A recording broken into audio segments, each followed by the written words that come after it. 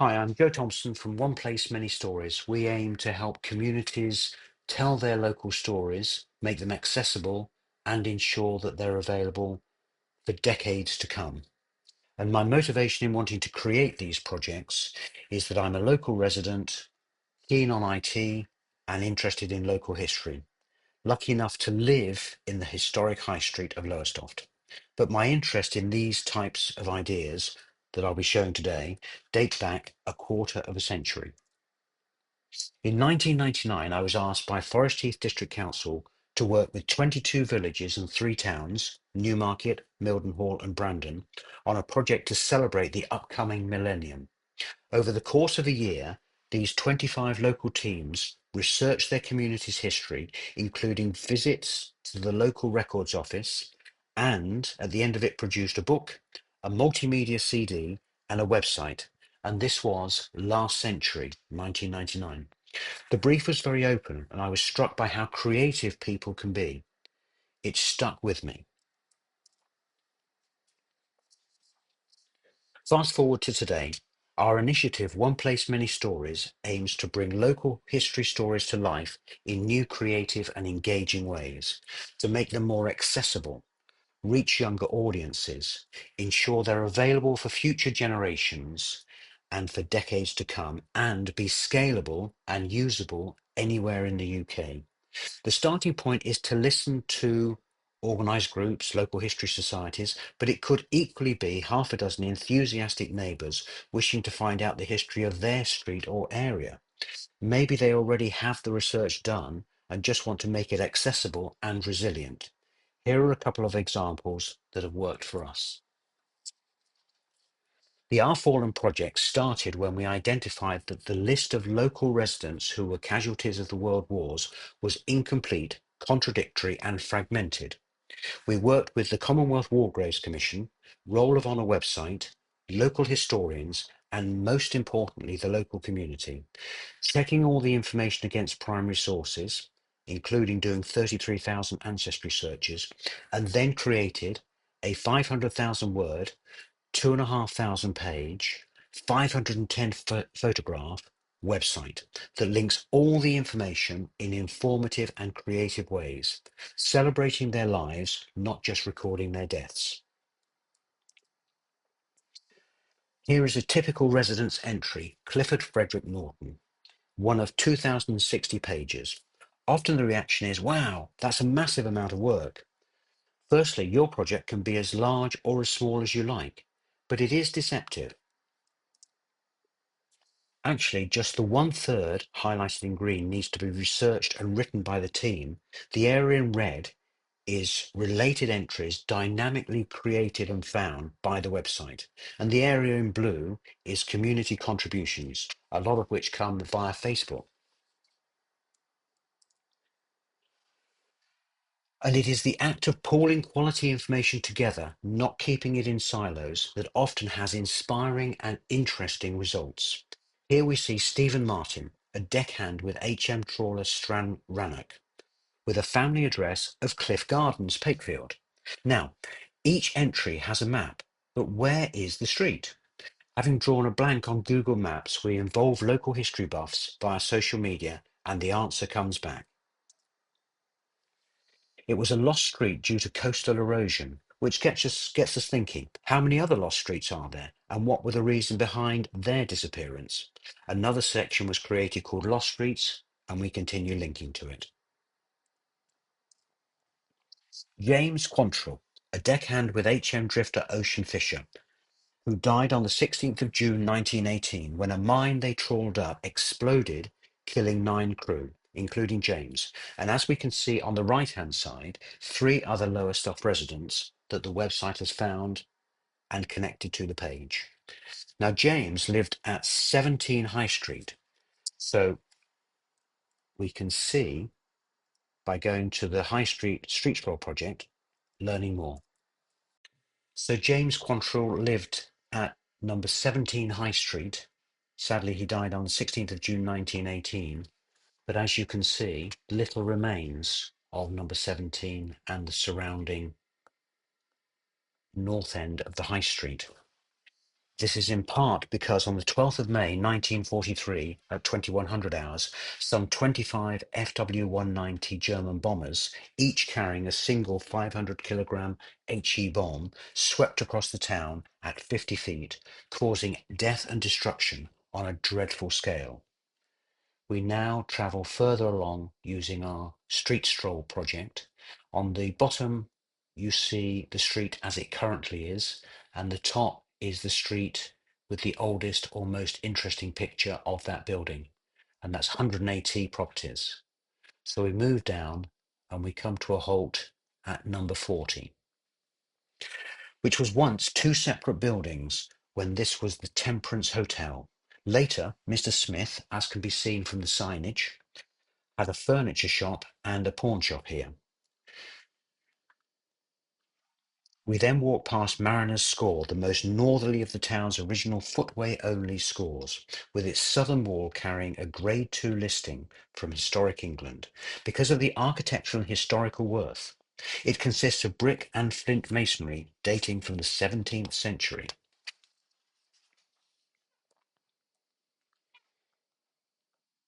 And then on to number 41 High Street, which was originally the Swan Inn and served as one of Lowestoft's premier hostelries during the 16th and 17th century. It was where Oliver Cromwell stayed overnight on the 14th of March 1643. Carrying on the easterly side of the High Street, we see many buildings still there, pretty much as they were. You've got 52 Knobs jewellery maker, very similar.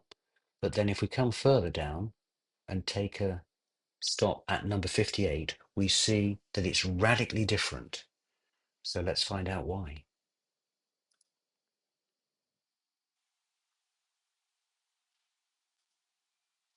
And here we have a picture taken in the early hours of the 15th of February 1941. As we can see, the house was devastated, and sadly, we can also see from the top of the page, two of Lowestoft's R. Fallen lived here, which is a way we link the two projects together. So William Smith and Rosina Smith lived at number 58 and sadly died in this raid.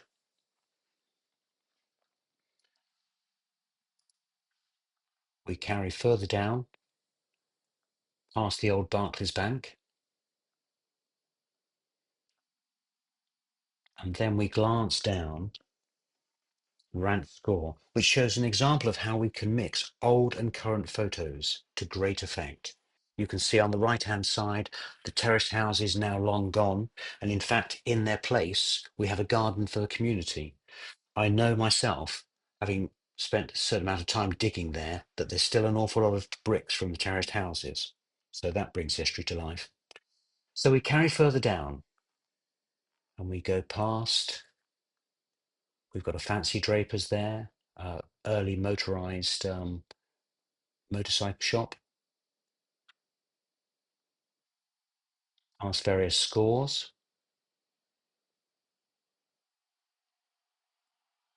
shaving and haircutting saloon, and now we have 105 High Street. In October 1913, the Cozy Corner Cinema opened, and we have photos, which we can click on and see, showing its building, its heyday, and sadly its sad demise in a fire in the 1960s. It also demonstrates how we can work closely with others. And here we see Ivan Bunn and Dean Parkin's excellent video series, which is High Street Stories. If we click on it, it starts at this actual building.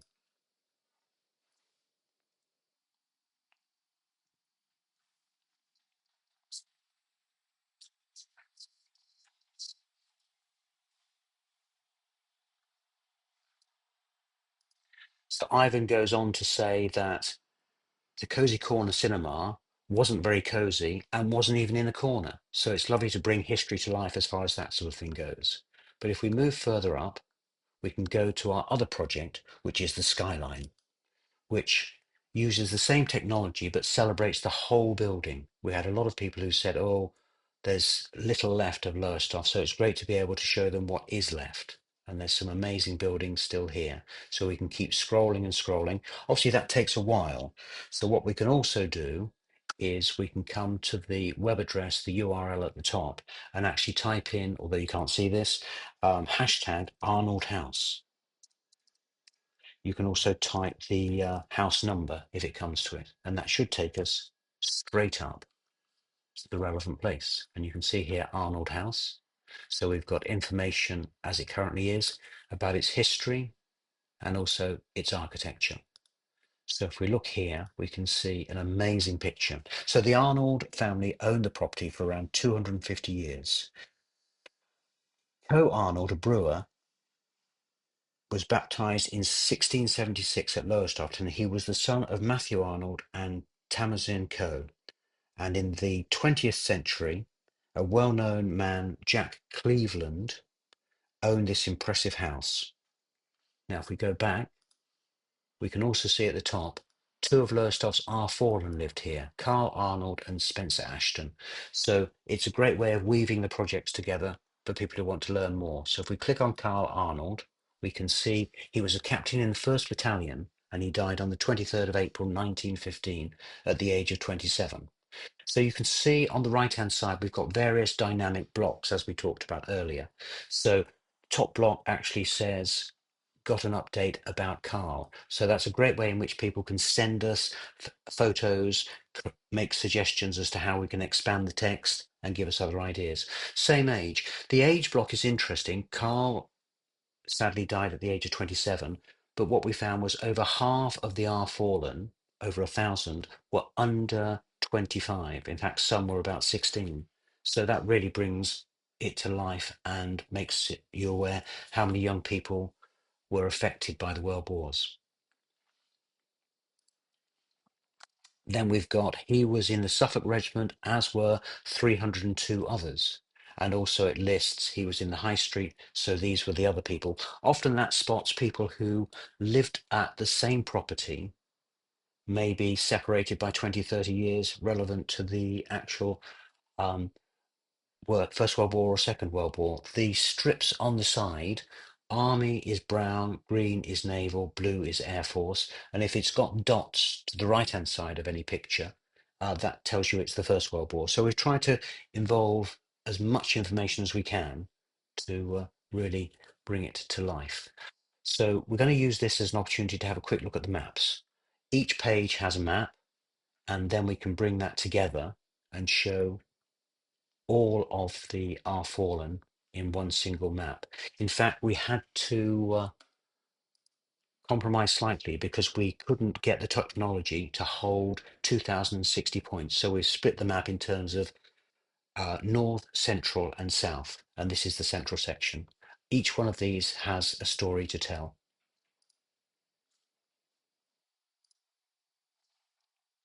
But the other thing we were keen to do was to make it as accessible as possible. So in fact, we created a map which uses the postcodes. So therefore here, it was aimed at schools, for instance. So we can put in the name of the school.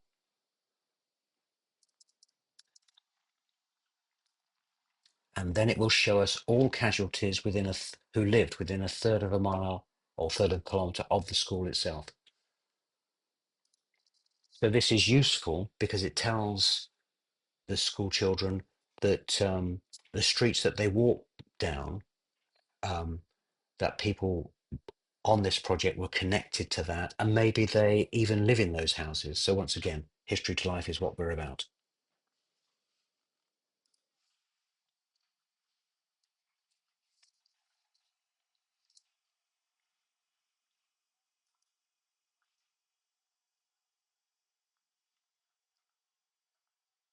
So we've shown you how to organize content based on buildings, which is the street stroll, around people, which is our fallen, but we also found a way to bring to life content based around events.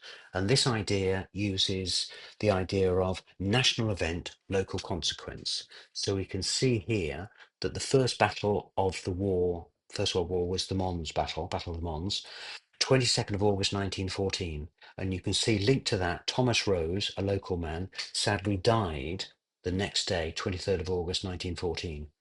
And if we move on, we can see First Battle of Ypres, 19th of October 1914.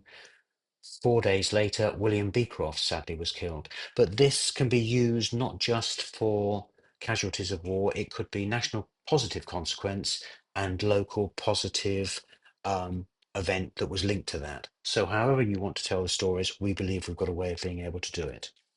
We now move on to talk about how we make sure that it will be available for decades to come and for future generations. We worked closely with the National Archives to develop a set of tools that would ensure that local history research would be available for future generations. We adapted the website and archived it to the Wayback Machine archive.org, which is an international initiative, and we can say for certainty that this website that we've created will be available in 20, 30 years' time simply because of this.